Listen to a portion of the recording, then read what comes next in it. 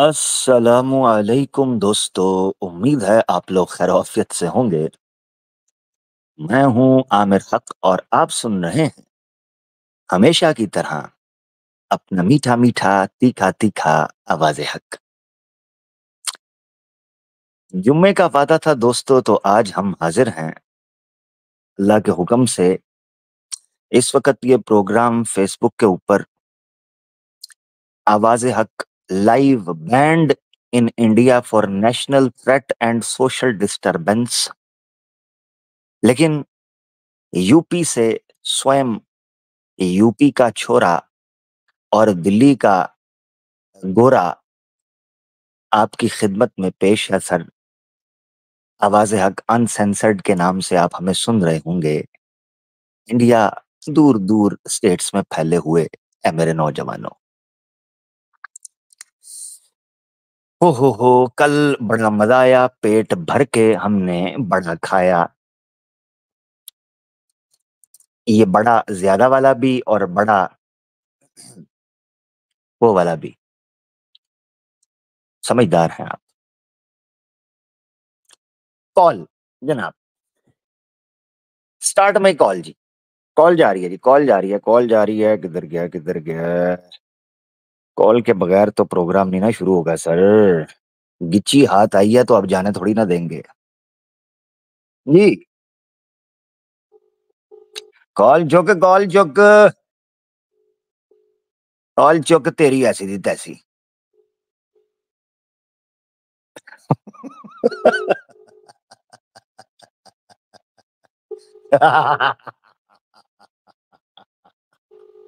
Call चुक योद्धा, call चुक।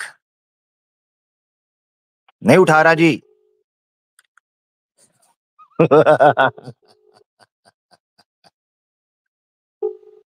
सैया ने रात को इसकी मरोड़ी बैया, नींद नहीं आई अच्छे से।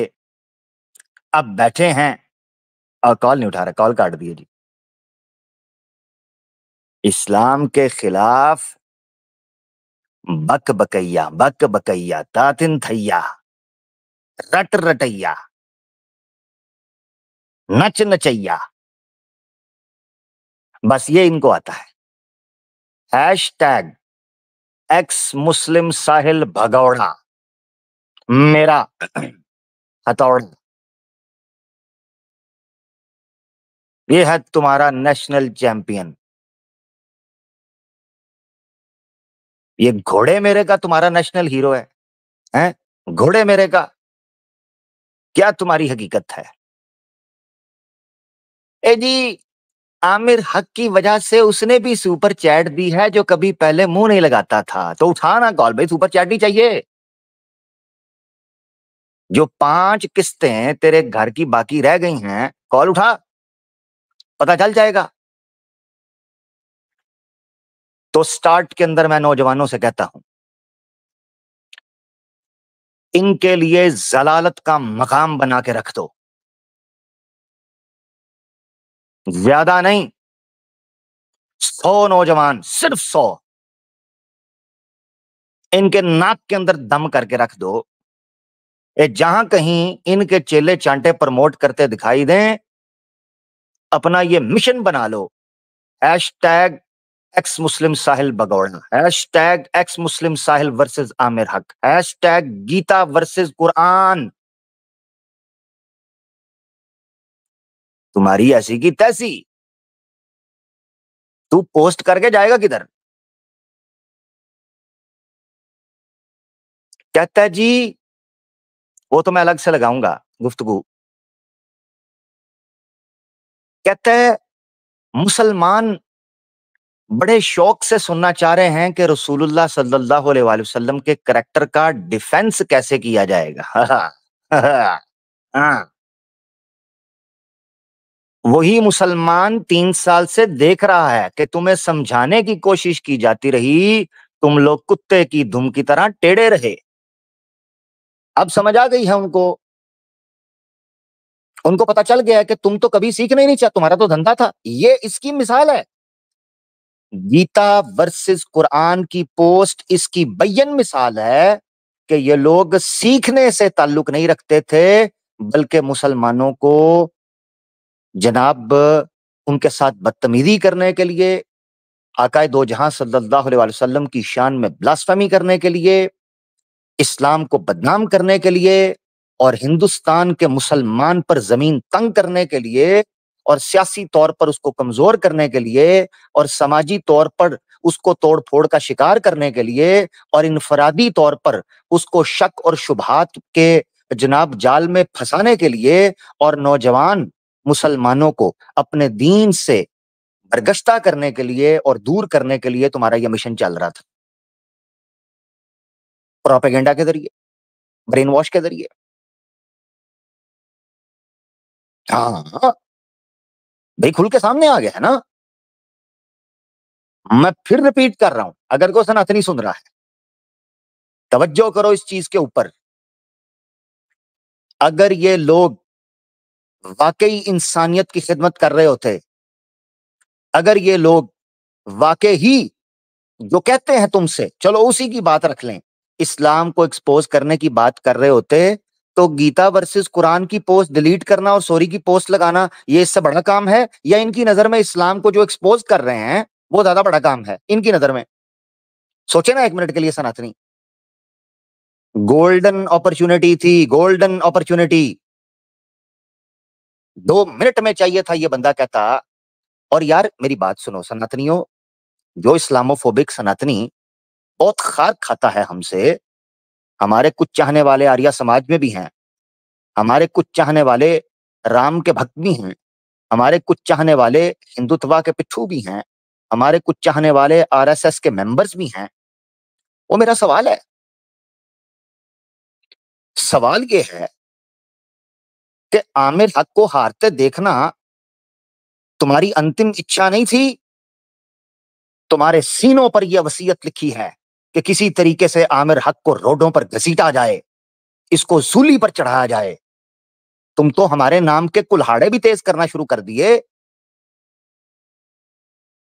बंदूक की गोली पर हमारे नाम तक लिखना शुरू कर दिए, हमारी नाप की कब्रें तक ढूंढना शुरू कर दी। तुम तो हमारी छाया से भी जनाब हमारी खोज लगाने की कोशिश कर रहे हो।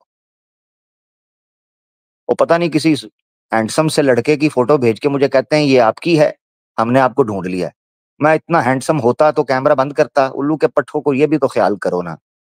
इसका मतलब है तुम जानते ही नहीं। तुम्हारा कृष्णा क्या काला होगा जितना काला मैं हूं। बस इतना ही कहता हूं। तुम्हारा कृष्णा शर्मा जाए अगर मैं कैमरा ओपन करूं। पता नहीं किस पप्पू बच्चा है कोई लौंडा लपाड़ा, उसकी फोटो खींच के तो मुझे भेज के ये आपकी फोटो लगती है, तो दे दे, बहन का रिश्ता दे दे, फिर दे दे, उसी को दे दे। भाई मुझे तो देते नहीं, उसको दे दो, दे दो किसी को, मुझे तो देते नहीं।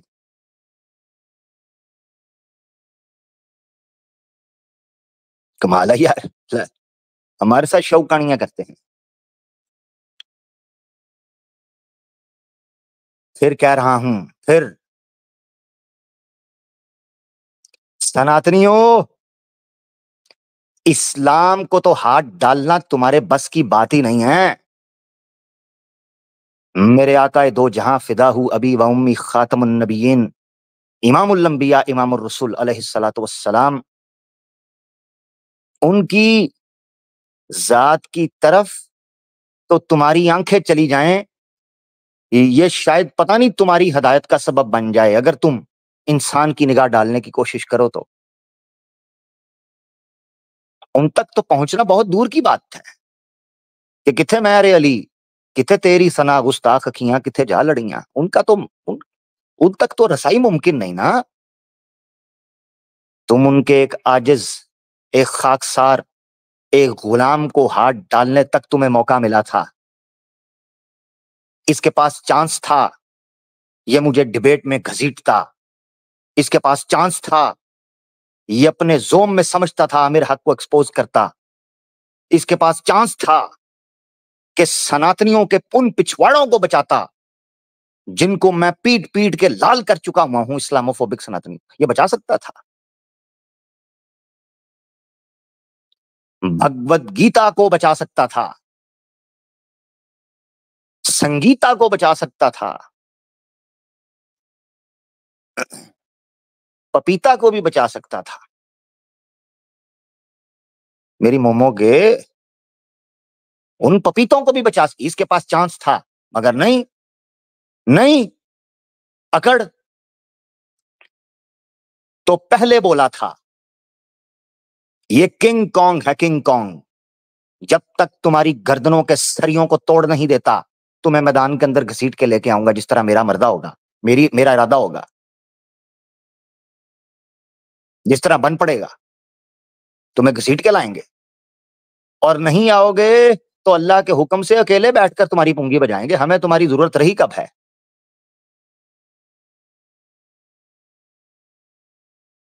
नीचे रेट लगना शुरू हो गए, बहुत अच्छे। मोमो सिर्फ मेरी है, ये मैं पहले बोल चुका हूं। जब नामकरण मैंने किया है तो कामकरण आप कैसे कर सकते हैं? हाँ, वो भी मेरा ही होगा, वो भी मेरा ही है। दोबारा कॉल जी, एक कॉल दोबारा, उसके बाद सिलसिले का आगाज करते हैं। कॉल चुक तेरी ऐसी भी तैसी कॉल चुक।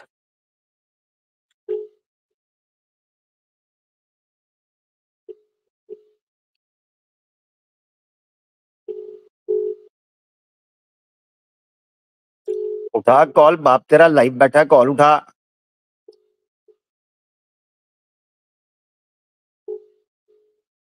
कल डांसिंग कार के अंदर बैठा था, फट कॉल उठाई थी। मुझे लगता है तुझे 3 बजे के बाद ही कॉल किया करूं, तू उसके बाद लगता है अपनी ड्यूटी से फारिग होता है कहीं।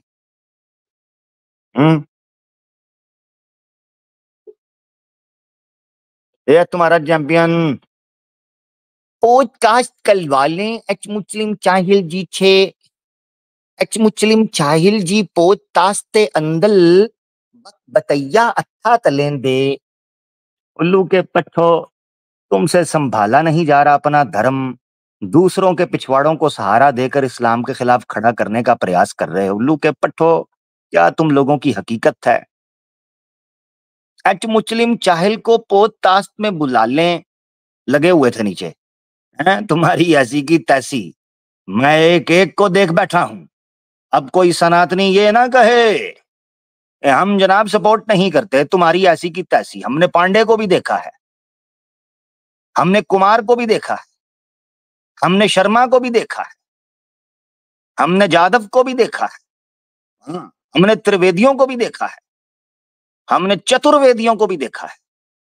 तो ये चतुरता अब हमारे सामने नहीं चलने की,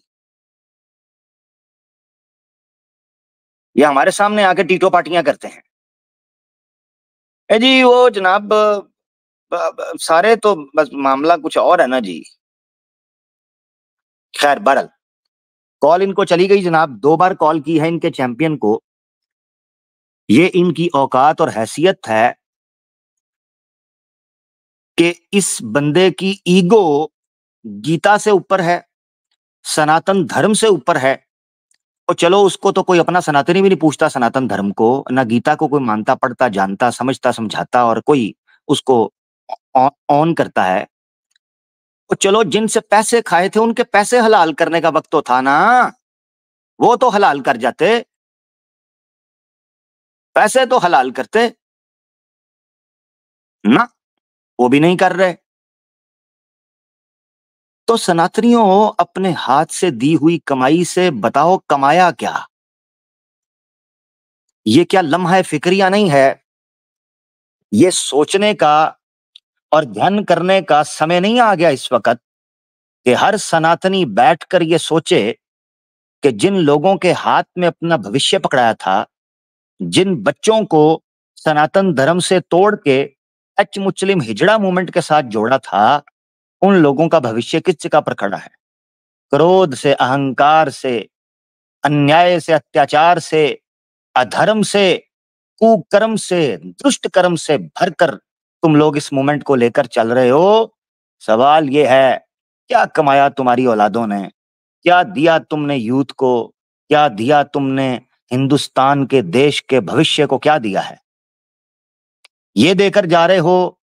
इन पिछले 4 सालों के अंदर जो नफरत का बाजार तुमने गर्म किया, हिंदू मुसलमान से नफरत करने पर मजबूर हो गया।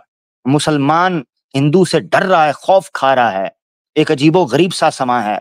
कहीं ये कहीं ये वक़्त था कि जनाब एक एतमाद की फ़िज़ा थी।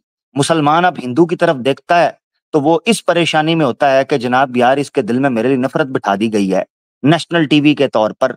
इसी तरीके से जनाब ये ड्रामेबाज़ी जो सोशल मीडिया के ऊपर चल रही है उसके तवज्जुद से और मुख्तलिफ इधर-उधर के जो मंच बनाए गए हैं, उनके माध्यम से जो इस्लाम के खिलाफ नफ़रत उगली गई है, मुसलमान इस वक़्त ये सोच रहा है कि हिंदू को हुआ क्या है? हुँ? ये है युवा पीढ़ी। 18-18, 19-19 साल के लड़के, मैं देखता हूँ हिंदुओं के इस कदर नफ़रत भरी हुई है, इस कदर नफ़रत भर दी है इन लोगों ने। क्या कमाया? क्या दिया देश को? कहाँ मैं पहले भी बात करता था कि इंडिया का एक इमेज था, हिंदुस्तान का एक इमेज था, भारत का एक इमेज था पूरे विश्व के अंदर कि यहाँ पर हर रंग, जात-पात, नस्ल, धर्म, विचार के लोग बड़े अपने जनाब खूबसूरती के साथ बसते हैं। यकीन करो, इन एच मुस्लिम्स के आने के बाद और इन हिंदुत्व के पिल्लों के भौंकने के बाद, मैं देखता हूँ एक इज़्तिराब है, अदम एतमाद है, एक कशीदगी है, एक जिद्दोजहद है, एक तड़प है, एक उलझन है, एक कशमकश है, एक दूरी है, एक बेतमादी बदज़नी है और इसी तरीके से जनाब एक-दूसरे के बारे में चैमगोइयाँ हैं और एक-दूसरे के बारे में जनाब गलतफ़हमियाँ हैं, गलत बयानियाँ हैं, बदगुमानियाँ हैं। ये सारी चीज़ें आज हमें इस मुआशरे के अंदर सिर्फ़ इसलिए नज़र आ रही हैं कि जनाब इन एच मुस्लिम मूवमेंट के इन पिल्लों ने और इन दल्लों ने, बल्कि मुझे खुलकर कहने दें तो इन भड़वों ने हिंदुस्तान के नौजवानों का भविष्य को दाँव पर लगा दिया है। मैं हैरान। वो जो एक कैंटीन में बैठकर चाय पीते थे और मुस्कुराकर एक-दूसरे से बात करते थे, यकीन करो हफ्ते हो गए हैं एक-दूसरे की तरफ देखते भी नहीं हैं।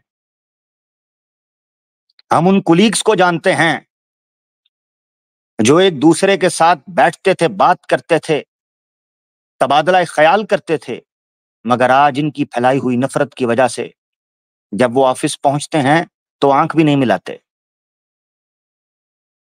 हम ऐसी ख़वातीन को जानते हैं कि जिनकी बड़ी अच्छी दोस्तें हुआ करती थी, मुसलमान लड़कियाँ भी और मुसलमानों की हिंदू लड़कियाँ भी। बड़ी अच्छी एक उनके साथ एक ताल्लुक था, एक वाबस्तगी थी।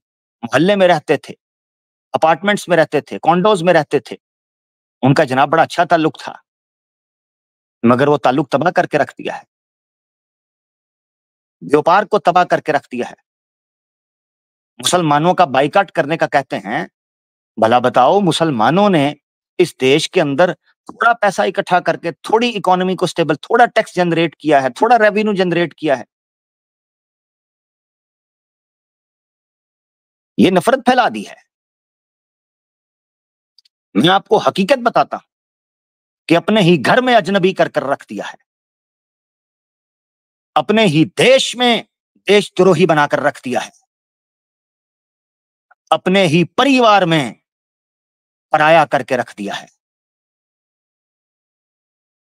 ये एहसास जन्म ले गया है आज की यूथ के अंदर, अफ़सोस होता है।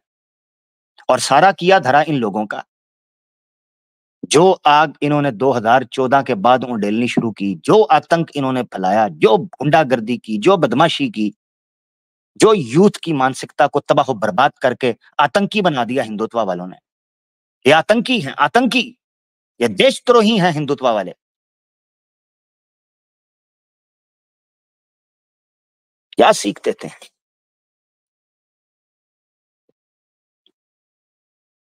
खैर, चलते हैं आज के प्रोग्राम की तरफ। दोस्तों, भगवत गीता वर्सेस कुरान आज हमारा करीबन 5वां प्रोग्राम चल रहा है। पहला था द नॉलेज, दूसरा द डाउट, तीसरा द आपका जो है वो बिलीवर, चौथा द एवोल्यूशन और आज का 5वां शुरू होने वाला है, वो भी आपके सामने ज़िक्र करते हैं। तो ये 5वां एपिसोड है इस एतबार से। तो सबसे पहले जानते हैं कि भगवद गीता वर्सेस कुरान में पिछली एपिसोड के अंदर क्या हुआ था आपकी स्क्रीन के ऊपर। सबसे पहले ये समझना है कि भगवद गीता में एक वृक्ष का उदाहरण दिया गया था जिसे अश्वत्थ का ट्री या दरख्त या वृक्ष कहते हैं, जो कि सिंबल ऑफ श्रिंकिंग है। वो श्रिंक करता है सिंबल, यानी आपको दरख्त की जड़ों तक पहुंचने का कहता है, ना कि ऊपर की तरफ निकलने का यानी फैलने का कहता है। इसी तरीके से भगवद गीता के अनुसार श्री कृष्ण कहता है कि वर्ण का जो सिस्टम शुरू किया है, जात पात में जो बांटा है, वो श्री कृष्ण कहता है कि ये सिस्टम मैंने खुद क्रिएट किया है। बाद में वो इनकार भी करता है, मगर कहता है किया मैंने ही है। अब इससे ये पॉइंट समझ आता है कि सोसाइटी स्टैग्नेट होती है, सोसाइटी जमूद का शिकार होती है, सोसाइटी जो है वो एक श्रिंकनेस का शिकार होती है, रुक जाती है इवॉल्व होने से, डेवलप होने से, आगे बढ़ने से। क्योंकि हर व्यक्ति को ये कहा जाता है कि तुम अपनी लाइन में लगे रहोगे, तुम उससे बेहतर नहीं बन सकते या उससे बेहतर नहीं बनना चाहिए। इन सारी चीजों के प्रमाण मैंने दिए हैं। ये भगवत गीता में श्री कृष्णा पिछली एपिसोड में अगर आप पढ़ेंगे तो गीता ये कहती है कि अपना धर्म का पालन करो, दूसरे के धर्म को चाहे तुम कितना ही उत्तम कर ना सकते हो, उसको नहीं करना। चाहे कितना ही तुम्हारे अंदर गलतियां क्यों ना हो, मगर तुम दूसरे के धर्म का पालन नहीं करोगे। यानी एक क्षत्रिय केवल क्षत्रिय ही रहेगा, चाहे युद्ध के अंदर उसकी ठुकाई होती रहे, वो ब्राह्मण नहीं बनेगा या वो वैश्यास नहीं बनेगा। इसी तरीके से गीता ये भी कहती है कि एक कुत्ता हो या एक ब्राह्मण, गीता के पाठक को या श्री कृष्णा के भक्त को एक कुत्ते और ब्राह्मण को एक ही समान देखना चाहिए। इसी तरीके से गीता ये भी कहती है कि गाय हो या कुत्ता, ये दोनों पशु हैं, इन दोनों पशुओं को एक समान देखना चाहिए। ये भगवत गीता कहती है। भाई हमने सीधी बात है, आपके सामने पिछली बार रेफरेंसेस दिए थे, सबको पता है। तो इसीलिए हम भगवत गीता का पालन करते हैं और मुसलमान एक कुत्ते को और इनकी गाय माता को पशु समझते हैं, एक समान समझते हैं। ठीक है जी, इतनी सी बात। कुरान बहरहाल इवॉल्विंग के हवाले से आपको क्या सिखाता है? सबसे पहले तो कुरान शजर तैयबा की मिसाल देता है, ये पिछली एपिसोड में गुजरा। और शजर तैयबा की जड़ें तो जमीन पर होती हैं, मगर उसकी शाखें, उसका फैलाव, उसका निखार वो पूरे आकाश के ऊपर फैलता दिखाई देता है। तो ये सिंबल ऑफ इवॉल्विंग है, नॉट श्रिंकिंग। इसी तरीके से मैंने आपके सामने एक बेसिक पॉइंट रखा था कि प्रॉफिटहुड का जो कॉन्सेप्ट है, यही काफी है इस एलिगेशन को रफू चक्कर करने के लिए कि कुरान श्रिंक होना सिखाता है या स्टैग्नेट करता है। नहीं, बल्कि कुरान का जो कॉन्सेप्ट ऑफ प्रॉफिटहुड है वो बताता है कि हर समय पर ह्यूमन इवॉल्व हुआ है और डेवलप हुआ है और प्रोग्रेस किया है। लिहाजा उसी एतबार से अंबिया आते थे और शरीयत जो है या मनहज जो है या इसी तरीके से जो दीन है वो इसी तरीके से आगे बढ़ता रहा, पहुंचता रहा। तीसरा पॉइंट जो हम समझे थे वो ये था कि कुरान जन्म से इंसान को ये कहता है कि तुम्हारे पास अभी सीखने को, करने को बहुत कुछ है। लिहाजा राइट फ्रॉम द बर्थ उस आदमी को इवॉल्व होने का या उस मनुष्य को इवॉल्व होने का कहा जाता है। चौथा नुक्ता जो हमें समझने का था वो ये है कि कौमें भी इवॉल्व होती हैं। कभी कौमें नीचे गिरती हैं, फिर वो उठती हैं, कभी बुरी हालात में होती हैं, कभी बेहतर हालात में होती हैं। तो कौमें इस तरीके से इवॉल्व होती हैं और उनको मौका देना चाहिए और उन्हीं से ये सबक सीखना चाहिए। और इसी तौर पर हम पृथ्वी को या इस दुनिया को पढ़ते हैं और इसी से आगे पूरे ब्रह्मांड को इसी प्रकार या इसी आधार पर पढ़ना चाहिए कि वो इवॉल्व होता है, प्रोग्रेस करता है। पांचवा पॉइंट दोस्तों, भगवत गीता वर्सेस कुरान के हवाले से जो हमारा डिस्कस होगा, जिसका कंपैरिजन एच मुचलिम ने किया और उस एच मुचलिम जाहिल भगोड़े ने ये कंपैरिजन किया, ये प्रोग्राम के क्रेडिट इन्हीं लोगों को जाते हैं। वो है क्वेश्चनिंग वर्सेस सबमिटिंग। यही वजह है कि आज की 5वीं एपिसोड का टॉपिक है द क्वेश्चन, प्रश्न, सवाल। एच मुस्लिम का कहना यह है कि भगवत गीता अपने पढ़ने वाले को प्रश्न करने का सलीका सिखाती है, या प्रश्न करने वाला बनाती है, या सवाल उठाने, आपत्तियां उठाने वाला बनाती है। वेरएज़ कुरान ये कहता है कि प्रश्न नहीं उठाना, सिर्फ सबमिट करना है। सवाल नहीं उठाना, सबमिट करना है। वैसे तो मैं बताता चलूं कि पिछली एपिसोड द बिलीवर बहुत हद तक मैंने कवर किया था कि इस्लाम नॉलेज सीखने के हवाले से आपको क्या कहता है। यहां एक बड़ा इंपॉर्टेंट पॉइंट है जिसको आपने समझना है, वो ये है कि इस सीरीज के अंदर मैंने आपको बताया था कि हो सकता है रेपिटेशन हो कुछ टॉपिक्स की। एक तरह से तो ये अच्छी बात है, क्योंकि रेपिटेशन आपकी रिवीजन करवाती है और आपको पुख्ता करवाती है उन तमाम दलाइल या उन आर्ग्यूमेंट्स को जो आप पहले सुन चुके हैं, मगर वक्त के साथ हम भूल जाते हैं। लिहाजा जब कभी उनको दोबारा दोहराया जाता है, दोबारा याद दहानी हो जाती है, ज़हन नशीनी हो जाती है और वो पुख्ता हो जाते हैं। तो लिहाजा इसका फायदा है। दूसरी चीज ये होगी कि मैं उन चीजों का इशारा देता चलूंगा ताकि वो लोग जो आज एपिसोड में जुड़े या आने वाली उस एपिसोड में जुड़ेंगे, ताकि उनको एक इंटरेस्ट रहे पिछली एपिसोड के साथ। तो ये भी कई दफा उन चीजों को स्किप करने का फायदा होता है, ताकि आप रेफर कर सकें, आप रीडायरेक्ट कर सकें उन पुराने टॉपिक्स की तरफ जो हम पहले कवर कर चुके हुए हैं। तो ये आपने समझना है। अब हम चलते हैं, क्या गीता वाकई ही क्वेश्चनिंग की नेचर देती है? तो आए सबसे पहले हम एक बेसिक कॉन्सेप्ट को समझते हैं।